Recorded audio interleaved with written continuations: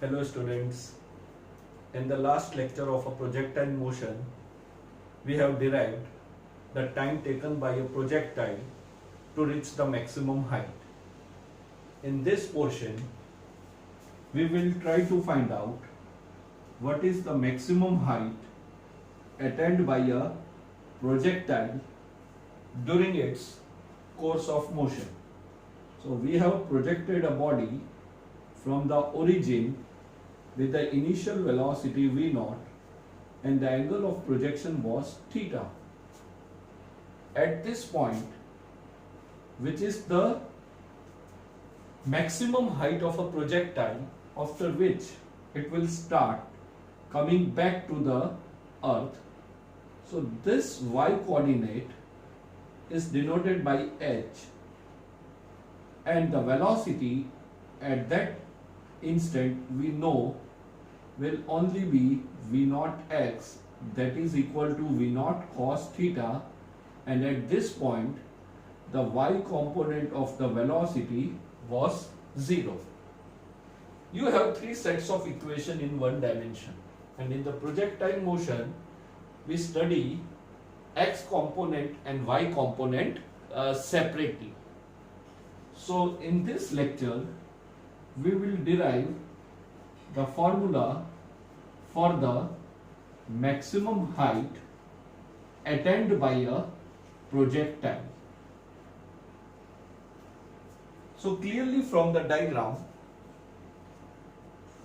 we can see that h is the vertical component of the position of a projectile at the highest point.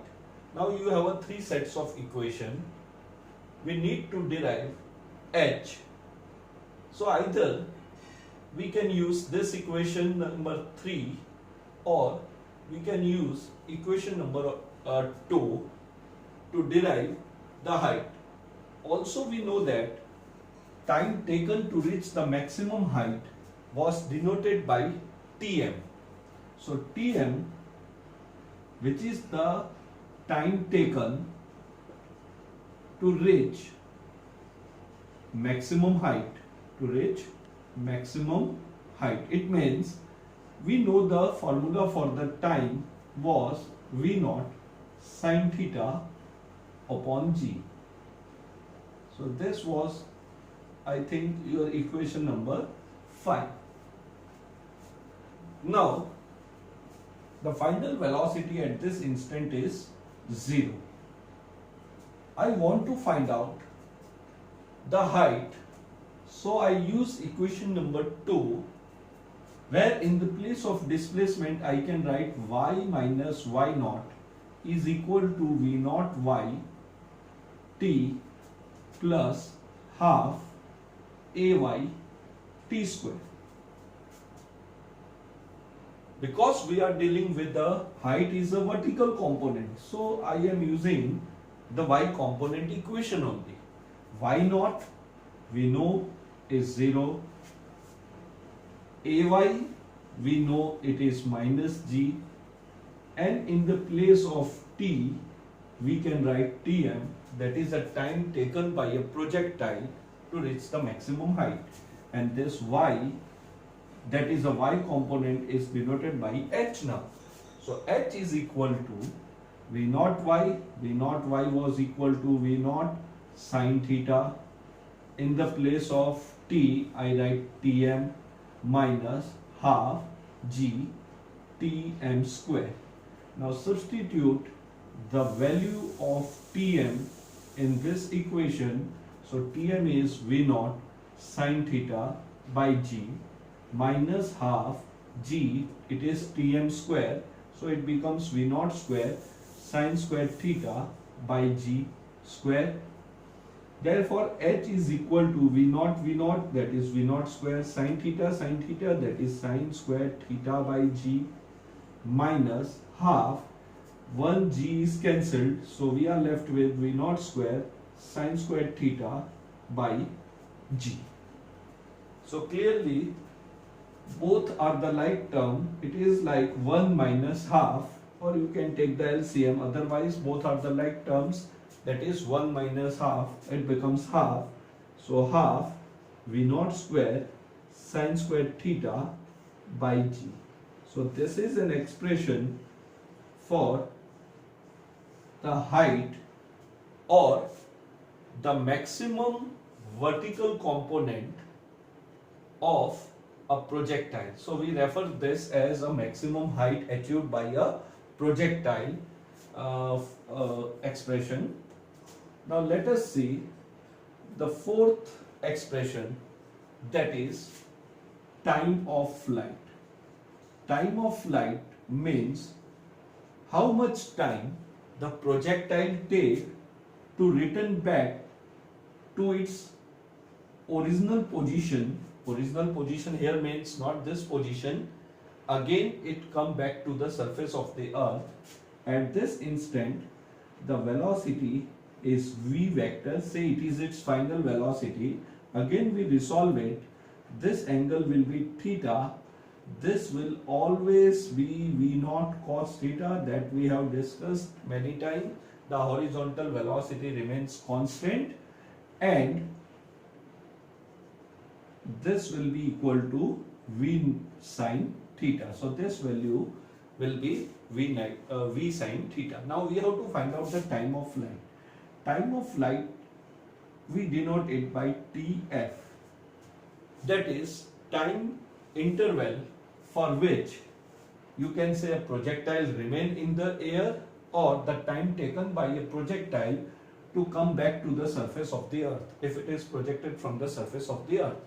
Clearly this was a time at this point when the projectile was at this point, that time was known as time taken to reach the maximum height. So these are two identical half. So we can directly write TF is equal to twice TF. So if a projectile take, say from origin to at this point it takes 5 seconds to reach the maximum height, then in the remaining 5 seconds it will come back to the surface of the earth. So the time will be double than the time taken to reach the maximum height.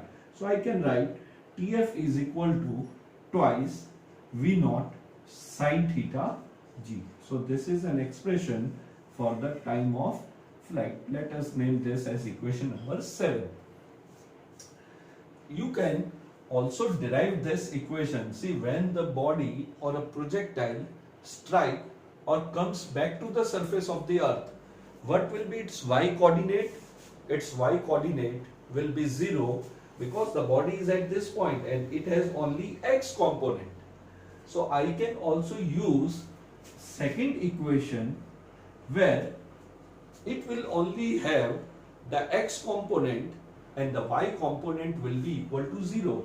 So if I use equation number 2, I can write y minus y naught is equal to v naught yt minus half gt square, where I can write t as tf. So if we want to derive this expression, logically we can write it is double than the time taken to reach the maximum height. Suppose we want to derive this. So projectile came back to the surface of the earth.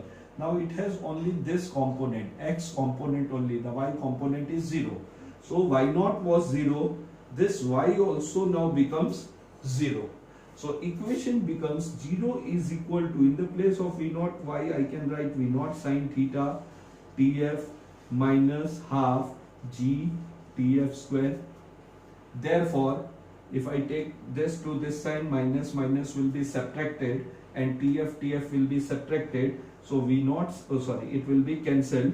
So v naught sine theta will be equal to half g tf. Half g tf. So this again, from this equation I can write tf is equal to twice v naught sine theta by g.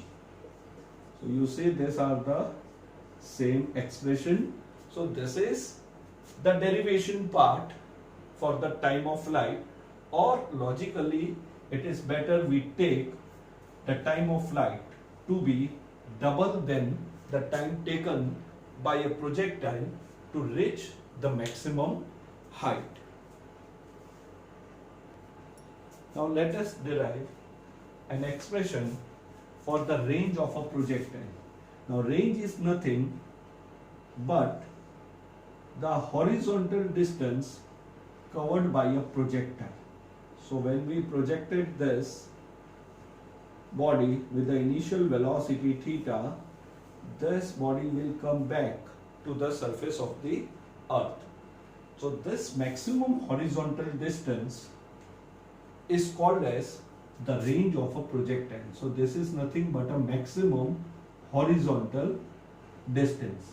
Like vertical distance, maximum vertical distance was referred as a height. Here maximum horizontal distance is referred as a range of a projectile. Again we have to find out the range.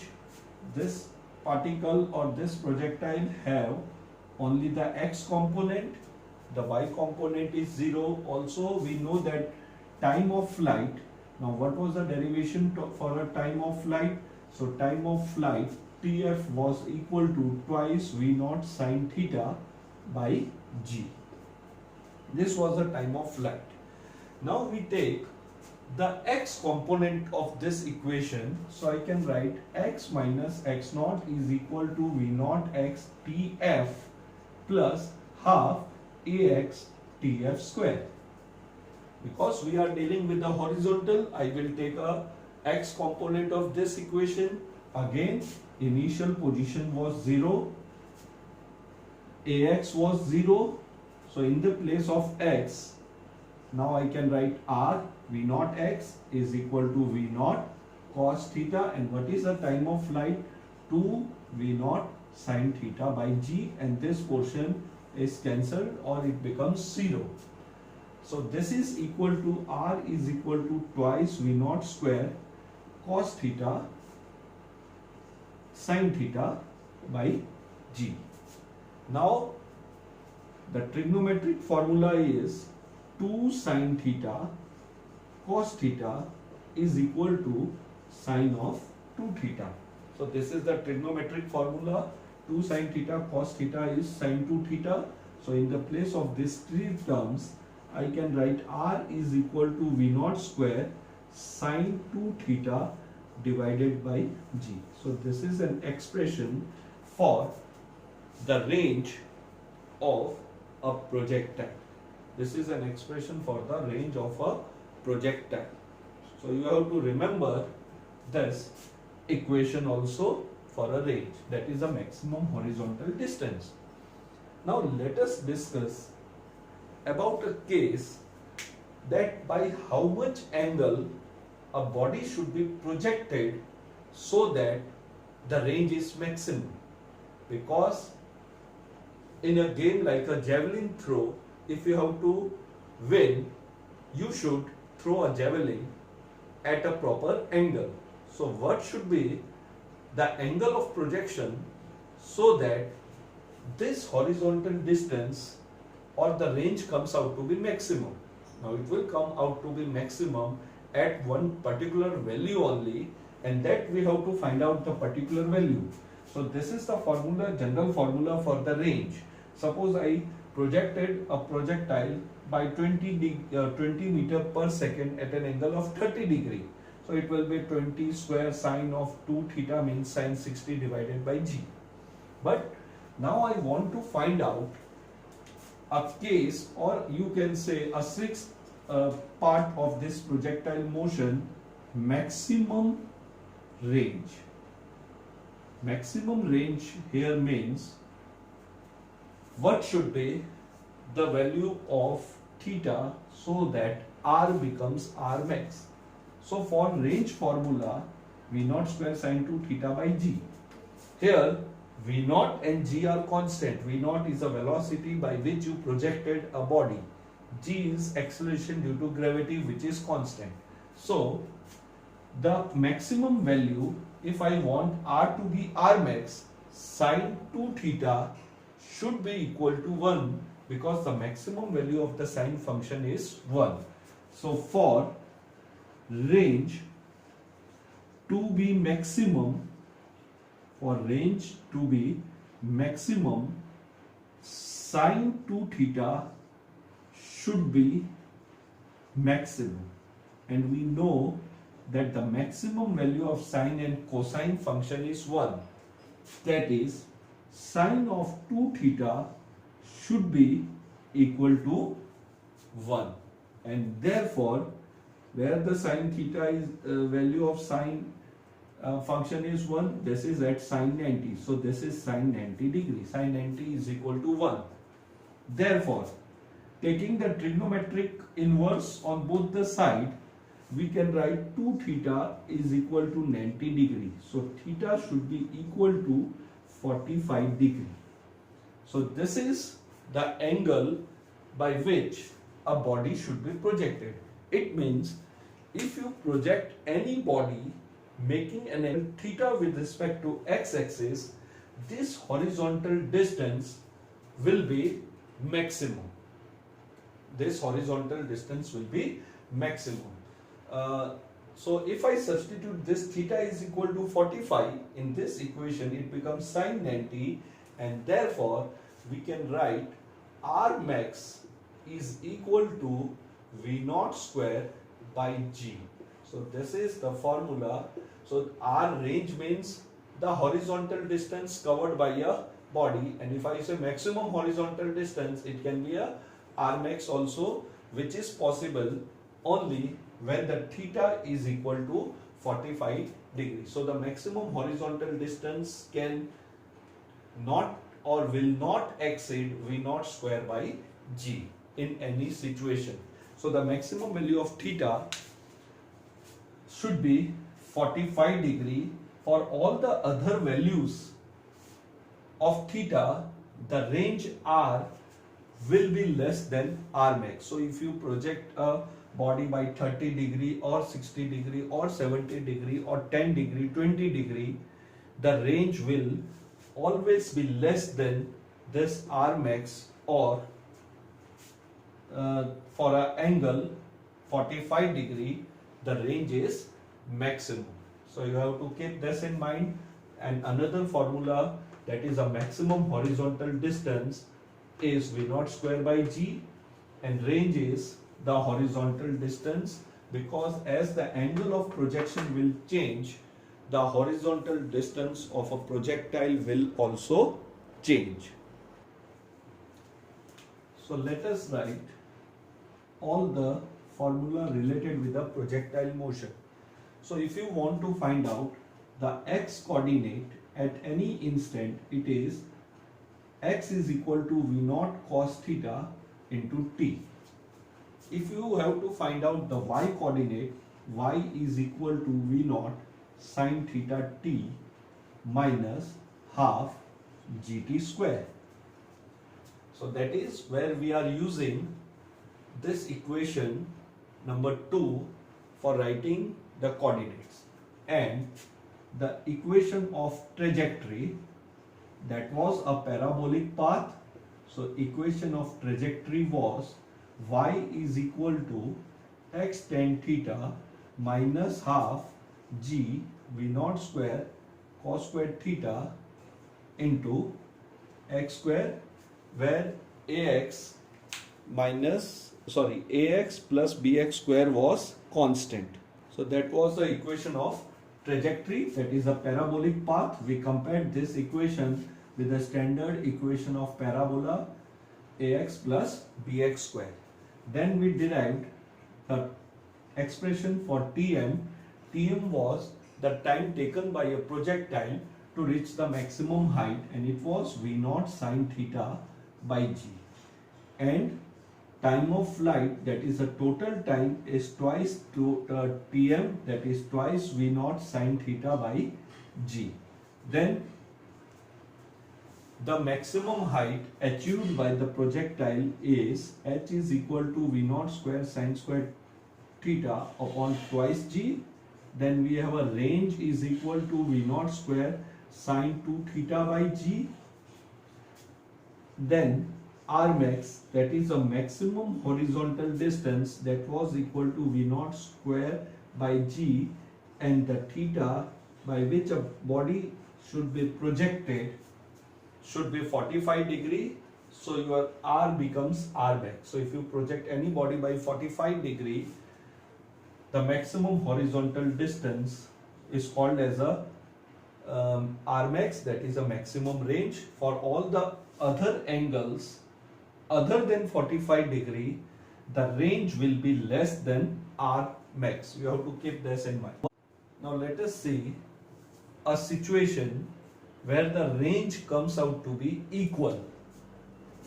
For example, suppose one angle of projection is 30 degree. So let us assume one person projected a body by making an angle 30 degree and another person projected the same body with the same speed with 60 degree. Now in both the situation we have to find out the range. So here R1 is equal to V0 square sine of 2 theta, it becomes sine 60 divided by G.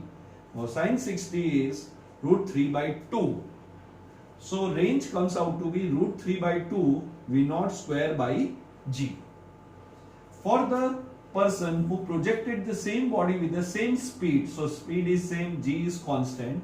Now it becomes sine of 2 theta, that is sine 120 degree. Now mathematically we can find out the value of sine 120 is equal to sine 90 plus 30. So on this for 90 degree the function changes. So in the place of sine I write cos. Now 90 plus 30, that is in the second quadrant. 120 comes out to be in the second quadrant where the sign is positive. So we retain a positive sign and we write it a cos 30. So in this formula R2 can be written as V0 square cos of 30 degree divided by G. Sine 120 is equal to cos 30. So R2 is equal to, again cos 30 is root 3 by 2. So again the range comes out to be same. So R1 is equal to R2. So if two bodies are projected with the same speed in an XY plane but different angles of projection, say 30 and 60, their range comes out to be same. Now what is the difference in this situation? Let us see by the diagram. The person who projected a body by 30 degree have this parabolic path, so this is 30 degree. Another person who projected by 60 degree, then the parabolic path will be like this, but the range here is same. R1 is equal to R2. Now what is the difference? The height is different. So this is your H2, this is your H1. The time of flight is different. The time taken to reach the maximum height is different because Tm depend on theta only, H depend on theta, Tf depend on theta. So here the theta is different. But here because you have a sine 2 theta, the range comes out to be same. So here the person who projected this by 60 degree, the projectile will remain in air for longer duration as compared to a person who projected the same body with the same speed but with an angle of 30 degree. So how to remember this angles of projection so their range comes out to be same? We have taken the example as 30 degree and 60 degree. So you do the sum of this. The sum of these two angles comes out to be 90. Then and only then the range will be equal. So if theta 1 plus theta 2 comes out to be 90, then the range for theta 1 and the range for theta 2 is same. So if the sum of two angle is complementary, that is 90 degree, the range are equal. So these are the different angles. So if I say theta is equal to 10 degree, so another angle should be equal to 80 degree. You do the sum. So their range comes out to be same. So if I say theta 1 is equal to 25 degree, then theta 2 will be equal to 65 degree. You do the sum of this, it comes out to be 90 degree. So in all this case, R1 is equal to R2. In all the cases, R1 is equal to R2. Now the same concept was given in a statement form by the scientist Galileo. So what was his statement? For an angle which exceed or fall short, for an angle which exceed or fall short of 45 degree with equal values, then their range or their ranges are equal. Now what the Galileo say, that for an angle which exceed or fall short of 45 degree with equal value, then their range are equal. Let us take this theta 1 can be written as 45 degree minus 15 degree, that is 30 degree. And for this 60, I can write theta 2 is equal to 45 plus 15 degree, that is 60. So Galileo, one way is to remember, if the sum of two angle is 90 degree, then the range for both the angle is same. Another is this 30 degree falls short by 15 degree of 45. So 30 degree falls short of 15 degree to 45. Similarly, 60 degree exceed 45 degree by 15 degree. So this 15 is same. So what Galileo want to say कि 45 से जितना angle बढ़ा उतना ही 45 से कम, तो उन दोनों की रेंज क्या आएगी? सेम. सो 30 डिग्री, तो 30 degree is 45 minus 15. So it falls short by 15 degree. It falls short by 15 degree to 45, and 60 exceed 45 by 15 degree. So these are two equal values. So in this case, the range comes out to be same. Similarly, if I say theta 1, so it can be written as 45 minus 35. So answer comes out to be 10 degree. So 10 degree fall short by 45, fall short by 35 to be 45. And theta 2 is equal to 45 plus 35, that comes out to be 80. So 80 exceed 45 by 35 degree. So this 35 are the equal values. So for an angle which exceed or fall short of 45 with equal values, then their range are equal. Or one simple way is to remember, if the sum of the two angle is complementary, then the range will be same, but the time of flight, time taken to reach the maximum height or height will be different. So we conclude our projectile motion lecture 2.